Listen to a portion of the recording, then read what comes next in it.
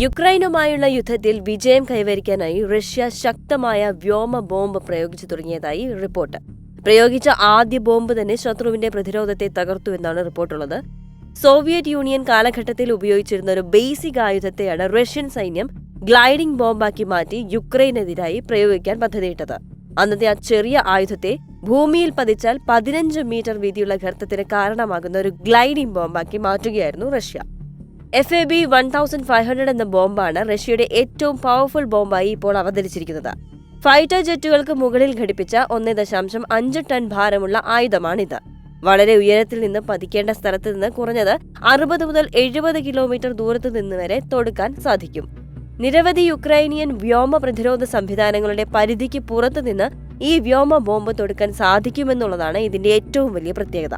യുക്രൈനിൽ റഷ്യ എങ്ങനെ യുദ്ധം ചെയ്യുന്നു എന്നതിന്റെ മറ്റൊരു ഉദാഹരണമാണ് FAB-1500 എന്നും റിപ്പോർട്ടുണ്ട്.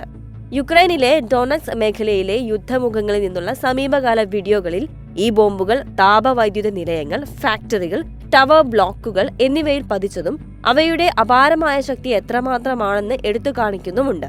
യുക്രൈനിയൻ സൈന്യം അവരുടെ ആക്രമണ നടപടികൾ ഏകോപിപ്പിക്കുന്ന സ്ഥലങ്ങളായിരുന്നു താപവൈദ്യുത നിലയങ്ങൾ, ഫാക്ടറികൾ, ടവർ ബ്ലോക്കുകൾ എന്നിവയെല്ലാം. ഇനി എന്തുകൊണ്ടാണ് FAB-1500 ഇത്രമാത്രം അപകടകരമാകുന്നത് എന്ന് നോക്കാം. FAB-1500ന്റെ ഗ്ലൈഡിംഗ് കപ്പാസിറ്റി കൊണ്ട് യുദ്ധമുഖത്തേക്ക് നേരിട്ട് എത്താതെ അല്ലെങ്കിൽ ശത്രുവിന്റെ തൊട്ടടുത്ത് ചെല്ലാതെ തന്നെ ദൂരെ നിന്നുകൊണ്ട് ശത്രുക്കളെ കീഴ്പ്പെടുത്താൻ റഷ്യയെ പ്രാപ്തരാക്കുകയാണ് ഈ ബോംബ്. ഒരു മാർഗനിർദ്ദേശ സംവിധാനം ഉപയോഗിച്ചാണ് ഈ ബോംബ് നാവിഗേറ്റ് ചെയ്യുന്നത്. 2 സൈഡിലുമായി കൊടുത്തിട്ടുള്ള വിങ്സ് വായുവിൽ ഏറെ നേരം ബാലൻസ് ചെയ്ത് നിൽക്കാൻ ഇവയെ സഹായിക്കുന്നു. ഈ ബോംബുകൾ വരുത്തിയ നാശനഷ്ടങ്ങൾ വളരെ ഗൗരവമുള്ളതും വലുതുമാണെന്ന് യുക്രൈനിയൻ സൈനികർ പറയുകയുണ്ടായി.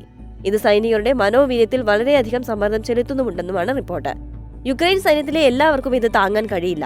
FAB-500 എന്ന മുൻ ആയുധത്തേക്കാൾ ശക്തമായ FAB-1500നെ പ്രതിരോധിക്കുക എന്നത് അത്ര എളുപ്പമല്ലെന്നും യുക്രൈൻ സേന പറയുകയുണ്ടായി.